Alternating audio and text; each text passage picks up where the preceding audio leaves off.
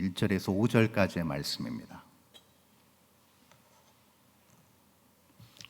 제가 가진 성경은 신약성경 375페이지에 있습니다. 제가 1절에서 4절까지 읽고 마지막 절 5절은 합독해서 읽도록 하겠습니다. 예수 그리스도의 사도 베드로는 본도, 갈라디아, 갑바도기아, 아시아와 비두니아에 흩어진 나그네 곧 하나님 아버지의 미리 하심을 따라 성령이 거룩하게 하심으로 순종함과 예수 그리스도의 피뿌림을 얻기 위하여 택하심을 받은 자들에게 편지하노니 은혜와 평강이 너희에게 더욱 많을지어다. 우리 주 예수 그리스도의 아버지 하나님을 찬송하리로다. 그의 많으신 긍휼대로 예수 그리스도를 죽은 자 가운데서 부활하게 하심으로 말미암아 우리를 거듭나게 하사 산 소망이 있게 하시며 썩지 않고 더럽지 않고 쇠하지 아니하는 유업을 잊게 하시나니 곧 너희를 위하여 하늘에 간직하신 것이라. 다 함께 읽습니다. 너희는 말세에 나타내기로 예비하신 구원을 얻기 위하여 믿음으로 말미암아 하나님의 능력으로 보호하심을 받았느니라. 아멘.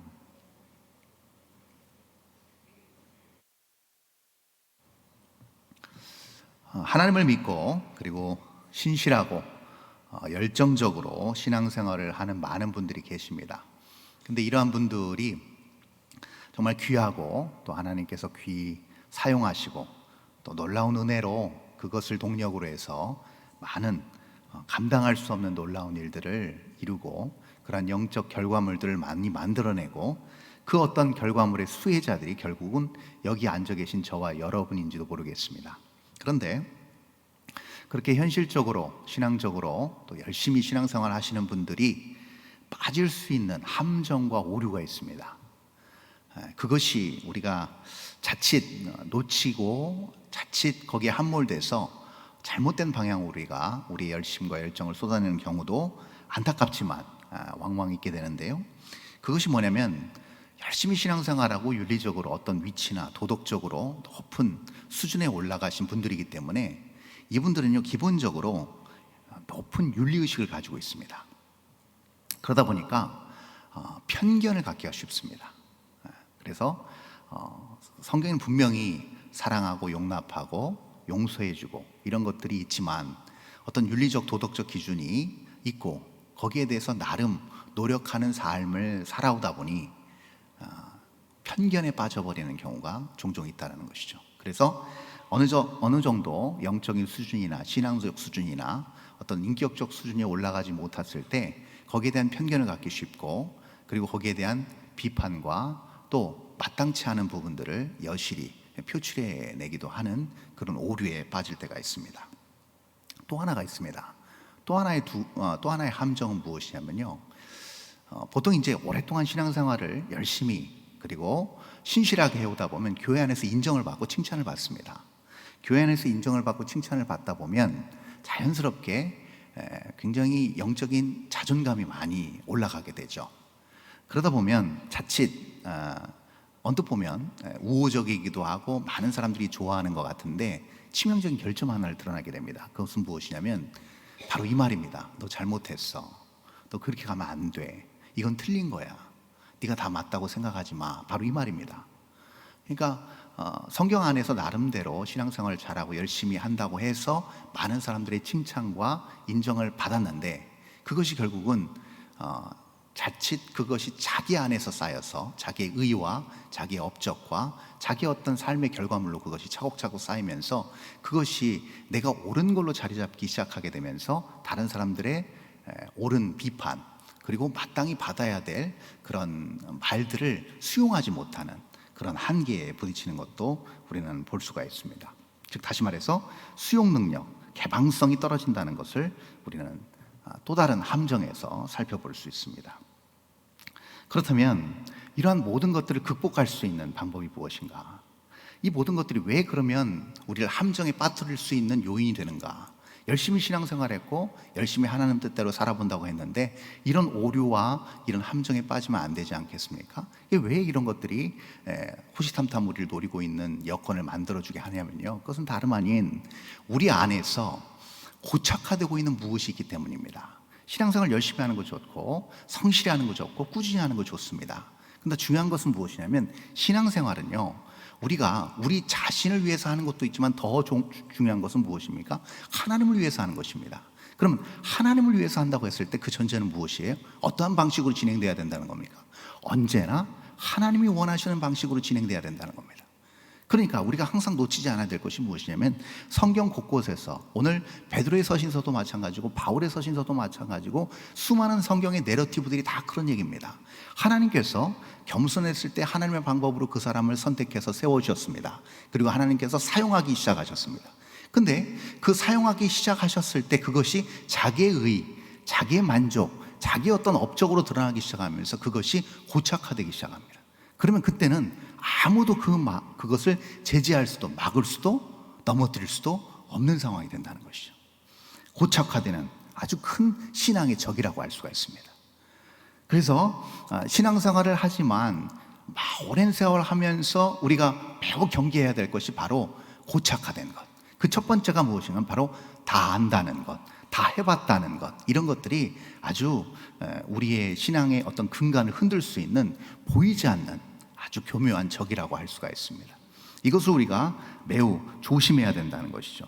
근데 이런 모든 것들을 우리가 오랜 기간 동안 꾸준히 신앙생활을 하면서도 이것을 경계하고 우리의 신앙을 안전하고 건전하게 보호할 수 있는 유일한 방법, 거의 옳은 방법이라고 할 수 있는 것이 무엇인가 하면요, 다른 게 아닙니다. 바로 그 고착화된 그 중심에서 잠깐 한 발 떨어져 나오는 겁니다. 잠깐 한 발 떨어져 나와서 나를 보고 내 자신의 모든 부족함과 연약함과 죄악됨의 관대함을 벗어나 한 발 떨어져서 나 자신을 성찰해 봤을 때 철저함으로 더욱더 내 자신을 바라볼 수 있고 관찰할 수 있는 그 부분이라는 것이죠. 그러면 한 발 떨어져서 나를 보게끔 하는 그 모든 과정과 그 모든 신앙적 행위는 무엇인가? 바로 오늘 말씀의 제목처럼 나그네 영성을 회복하는 것밖에 없습니다. 나그네 영성. 성경에는 많은 부분에서 나그네적 삶을 많이 얘기하고 있습니다. 근데 참 놀랍고 흥미로운 것은 무엇이냐면 나그네적 삶을 살다가 정착하고 무엇인가를 발전시키고 그것이 많은 윤택함과 안정과 또한 어떤 복을 가져다 줬음에도 불구하고 결국은 그 고착화된 그것 때문에, 그 환경 때문에 처음에 초심을 잃어버리고 다른 길로 가는 신앙인들이 종종 있었다는 것입니다. 그래서 다시 한번 오늘 본문을 통해서 우리는 이 나그네 영성이 무엇이고 어떻게 우리는 이것을 회복하고 지켜나감으로 인해서 우리의 잘못된, 만약에 고착된 신앙 생활이 있었다고 한다면 올 2023년도도 열심히 우리가 신앙생활하고 달려왔지만 결국 우리가 어떻게 잘 마무리하고 내년 새해 2024년도를 어떻게 또 하나님 뜻 안에서 온전하게, 거룩하게, 신실하게 다시금 새 마음가짐 가지고 출발할 수 있을지를 다시 한번 생각해 보고자 하는데요. 자, 오늘 본문 1절 베드로전서 1장 1절은 이렇게 시작합니다. 우리 한번 다 함께 읽어볼까요? 시작. 예수 그리스도의 사도.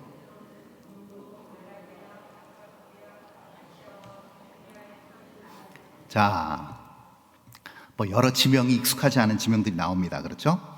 자, 이 지명은 어디에 있느냐면 지금의 터키, 소아시아 대륙 안에 있는 도시들입니다. 그래서 바울이 2차 전도 여행 때 부지런히 복음의 씨앗을 뿌려서 그 안에 교회가 생기고 그리고 수많은 성도들이 그 안에서 아름답게 복음의 열매로 맺혀져서 신앙생활을 잘 하고 있는 그런 사람들입니다. 그러니까 너무나도 베드로에게도 소중한 사람들이고 사도 바울에게도 너무나 소중한 영적 자녀들과 같은 너무나도 애지중지하는 그런 성도들입니다. 근데 그러한 성도들, 지금 오늘 사도 베드로는 첫 절, 이 모든 흩어진 사람들을 뭐라고 명명합니까? 세 글자, 나그네라고 명명한다는 것이죠. 왜 나그네라고 명명했을까요? 그건 단 하나입니다. 당신들이 하나님 안에서 은혜를 입고 선택을 받아 거룩한 백성이 된 그것은 결국은 분명한 이 땅에서의 소망이 아니라 보이지 않는 영원한 천국의 소망을 두고 거기에 본향을 두고 있는, 거기에 근거지를 두고 있는 이 땅에서의 순례자, 즉 나그네의 삶을 살고 있다라고 다시금 영적 정체성을 일깨워주고 있는 것입니다. 아주 중요한 부분이라고 할 수 있죠. 근데 여러분, 우리가 이 지금 1절 부분을 읽으면서 우리가 살펴봐야 될 부분이 있습니다. 그것은 무엇이냐면요, 나그네의 삶이라는 것은 우리가 딱 들어도 안정된 삶, 그리고 무엇인가 보장된 삶과는 거리가 멀다라는 것을 알 수가 있습니다. 그렇죠? 오히려 반대로 무엇인가 불안정한 삶, 그리고 무엇인가 쫓기는 삶, 그리고 무엇인가 결핍의 삶을 우리는 나그네라는 이 세 글자 안에서 우리는 면밀히 들여다볼 수가 있는 것이죠. 그런데 여러분, 어떤 때는 우리가 이해가 안 되는 부분이 있습니다. 그렇지 않겠습니까? 우리를 너무나도 사랑하시는 우리 하나님께서 왜 하나님 당신의 자녀들을 왜 이렇게 결핍 가운데 나그네처럼 방황하게끔 만들어 놓으셨을까? 조금 더 안정적으로, 조금 더 두려움 없이 지낼 수 있게 하실 수는 없었을까라는 의구심이 들기도 합니다. 근데 여러분, 우리가 단순히 그렇게만 생각하면 좀 하나님께 섭섭할 수도 있습니다. 근데 여러분 보시면요, 바울의 선교 행적을 보면 이것이 대번 잘 드러납니다. 바울은요, 사실은 이 지금 여기 나타나 있는 1절에 나타나 있는 이 지역 중심으로 해서 동쪽으로 더욱더 복음의 세력을 확장해 나가려는 계획을 갖고 있었습니다. 근데 하나님께서 성령 하나님의 음성을 통해서, 환상을 통해서, 마게도냐에 있는 사람의 환상을 통해서 바다 건너 유럽 쪽으로 바울을 부르십니다. 그래서 바울은 굉장히 주저주저하고 굉장히 이거에 대해서 조금 고민이 있었지만 하나님께서 주신 계획이고 하나님의 명령이었기 때문에 그는 일말의 주저함 없이 바로 바다 건너서 바로 아시아로 가서 복음을 전합니다. 근데 여러분 아시다시피 그 유럽 땅을 밟았을 때 바울은 어떤 일을 겪었습니까? 분명히 바울은 이런 생각을 가지고 있었을지도 모르겠습니다.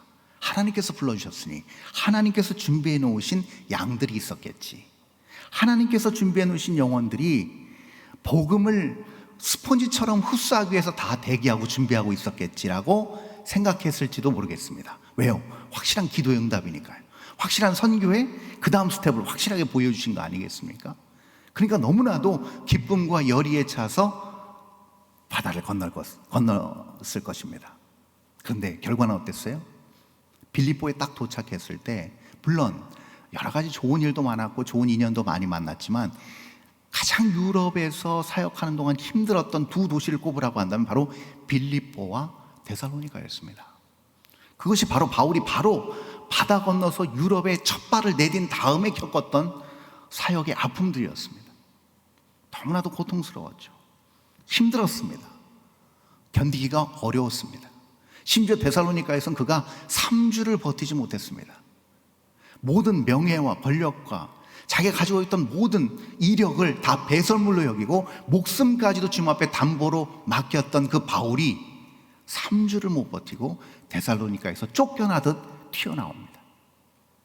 얼마나 힘들었겠습니까? 얼마나 안타까운 일입니까? 근데 여러분, 우리는 이렇게 생각할 수가 있습니다.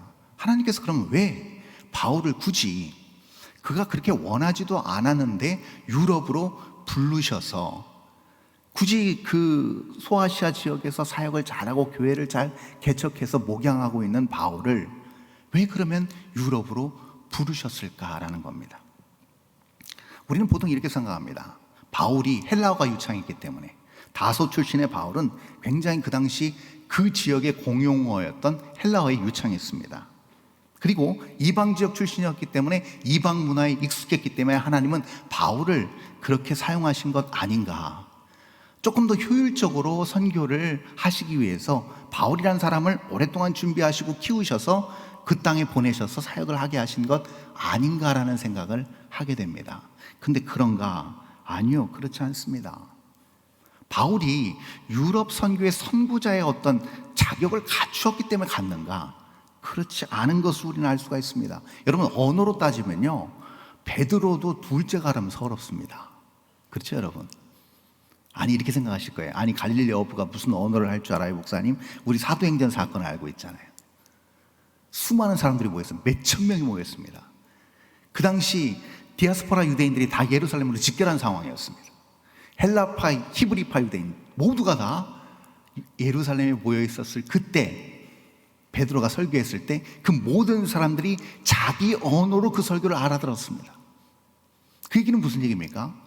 베드로가 언어 공부, 알파벳 한자를 모른다 할지라도, 그가 문맹이었다 할지라도 그가 말하는 모든 말 하나하나가 다 동시통역돼서 그들의 귀에 들려졌다는 겁니다. 또 모세는 어떻습니까 여러분? 호렙산 떨기나무에서 그가 말했습니다. 저는 혀가 둔합니다. 이 혀가 둔하다는 것은요, 단순히 그가 말주변이 없었다는 얘기가 아닙니다. 여러분, 그가 애굽에서 자랐습니다. 애굽말에 능통했겠죠. 왕자로서 애굽의 많은 어떤 좋은 교육들을 다 그가 한 몸에 받았겠죠. 그러나 그가 도망 나오듯 애굽 왕가를 떠나서 미디안 광야에서 양을 치면서 무려 40년을 보내면서 그에게 있어서 애굽 말은요 이제 점점 희미해지고 있습니다. 여러분, 저도요 제가 쓰던 외국어를 한동안 안 쓰니까요 생각이 날똥말똥할 때가 종종 있어요. 아예 잃어버린 건 아니지만 모르겠어요. 아직 떠난 지 40년이 안 돼서 그런지 몰라도 40년 되면 어떨지 모르겠는데 이대로 가다가는 정말 모세처럼 혀가 어둔해질 것 같아요. 그래서 말을 제대로 못할 수 있을 것 같습니다. 여러분, 40년 동안 사람하고 대화조차 하지 않고 양들과 40년을 보낸 모세에게 있어서 언어는요 그에게 너무나도 생소한 부분이 아닐 수 없었을 것입니다. 유창한 말은 기대도 할 수 없고 바로 앞에서 어떤 말을 꺼내야 할지조차도 그는 생각할 수 없었던 지경에 이르렀다는 것이죠. 그럼에도 불구하고 하나님께서는 모세를 택하셔서 부르셔서 사용하셨다는 겁니다. 그럼 이것을 통해서 우리는 무엇을 알 수 있는가? 하나님은요 하나님의 방법으로 무엇이든지 다 이루신다는 것을 우리는 알 수 있습니다. 우리가 기도를 하는 이유도 마찬가지입니다. 오늘도 우리가 설교를 끝나고 또 목사님께서 인도하셔서 우리가 다 함께 기도를 하실 건데, 우리가 기도하는 이유는 단 하나입니다. 하나님께서 이루어 주십시오. 그리고 하나님께서 이루시는 그것을 제가 깨닫기를 원합니다. 하나님께서 보여주시고 행하시는 그 길을 제가 따라가기를 원합니다. 이게 기도 아니겠습니까? 내 어떤 고착화된 신앙으로, 내 어떤 얄팍한 지식으로, 나의 경험으로 내가 이것을 하길 원하니 하나님 힘을 보태 주세요. 돈을 더해 주세요. 사람을 붙여주세요. 능력을 더해 주세요. 아니죠. 이거는 엄밀히 말해서 기도가 아닙니다. 나의 삶의 안타까움과 나의 삶에 해결되지 않는 부분의 넋두리일 뿐입니다. 그것은 허공을 울리는 꽹과리와 진배 없는 연약한 인간의 한 서글픈 소리일 뿐입니다. 그러나 기도는 다릅니다. 기도는 영적 교통이고 영적 소통이고 하나님의 뜻을 우리가 깊이 깨달아 아는 너무나도 거룩하고 소중하고 은혜로운 시간이라는 겁니다.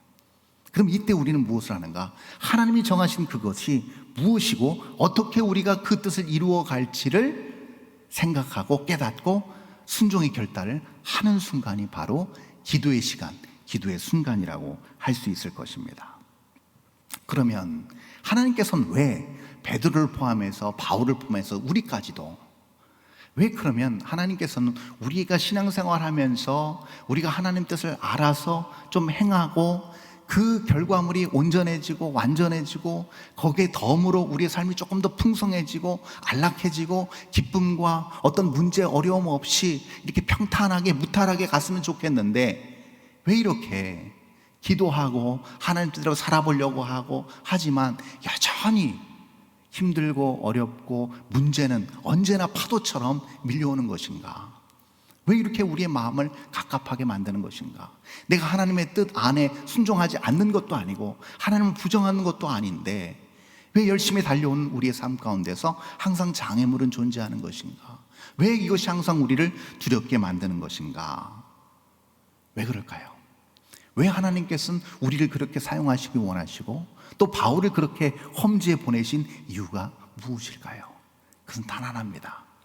하나님의 관심이 어떤 무엇인가를 크게 이루고 우리의 상상을 초월한 엄청난 일을 이루는 데 있지 않으시기 때문입니다. 너무나도 아이러니합니다.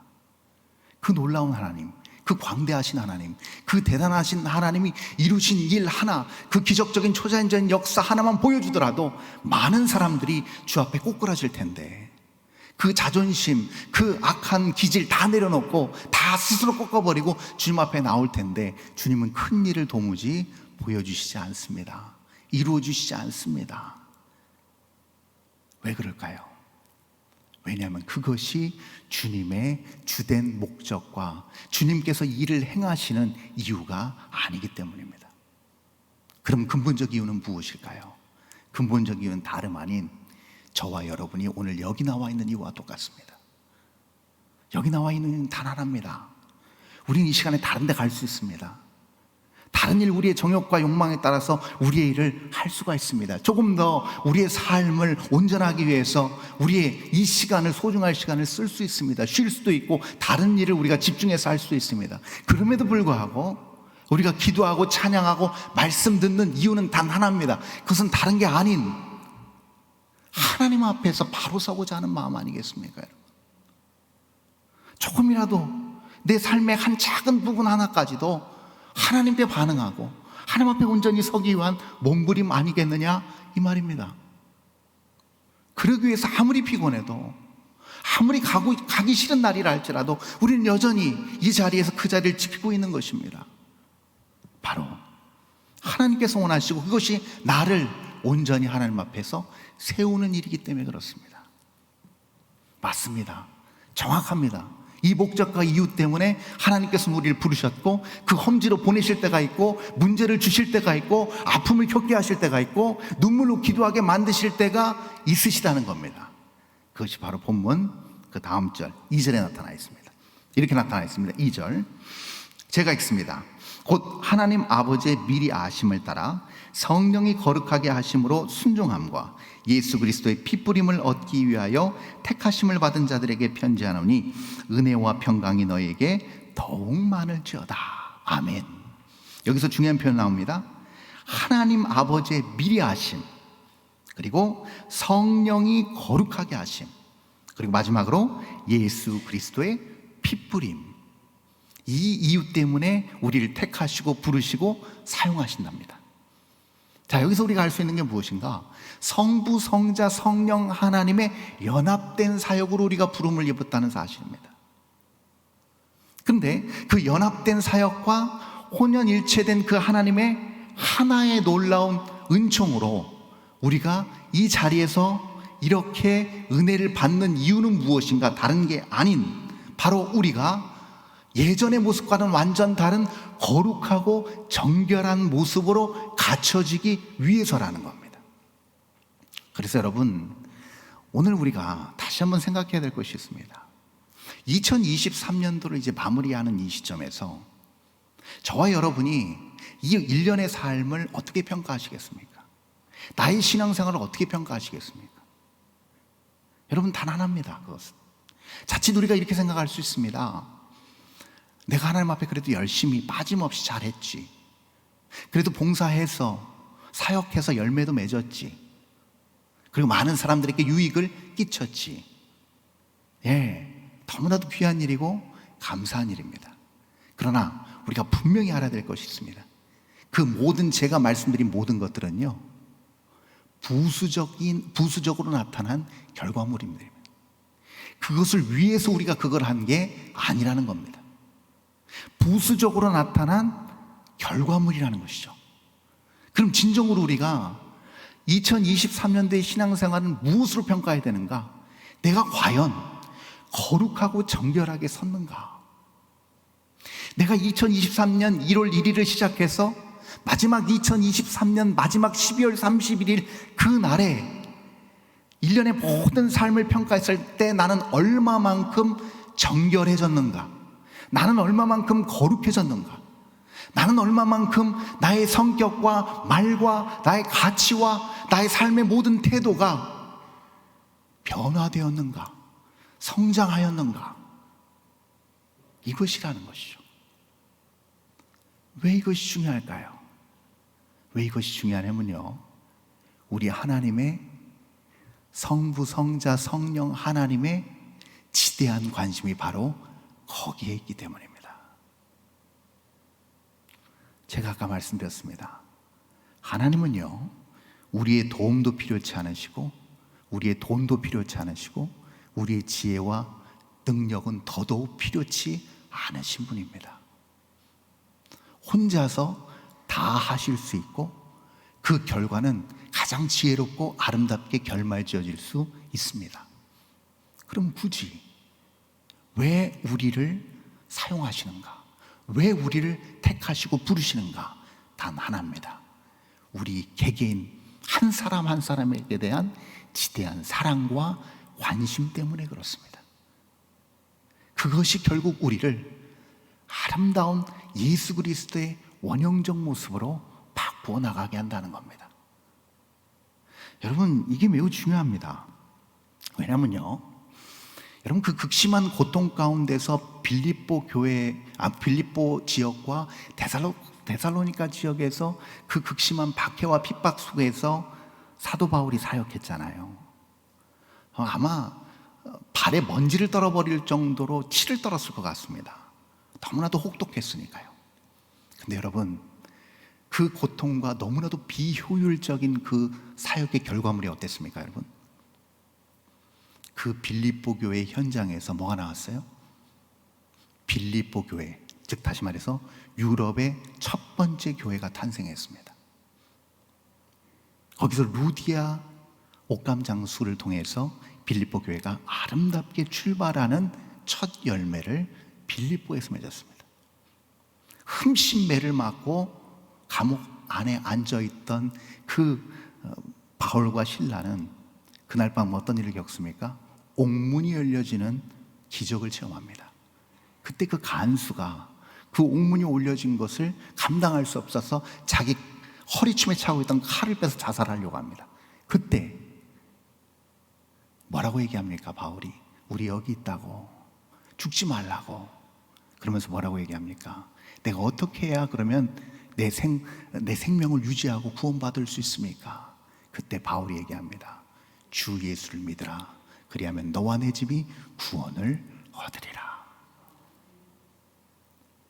그 끔찍한 상황에서, 그 죄악의 구렁텅이 속에서, 그 고통의 현장 속에서 누구보다도 강력한 그리스도인들이 탄생했습니다. 데살로니가는 말할 것도 없습니다. 극심한 핍박과 박해 속에서 바울이 교회를 세울 여건조차 허락되지 않은 그 짧은 시간 동안 복음을 전하고 피해 나왔을 때 그 교회에 어떤 일이 벌어졌습니까? 그 데살로니가 교회에서 야손을 중심으로 한 놀라운 그리스도인들이 생겨나기 시작합니다.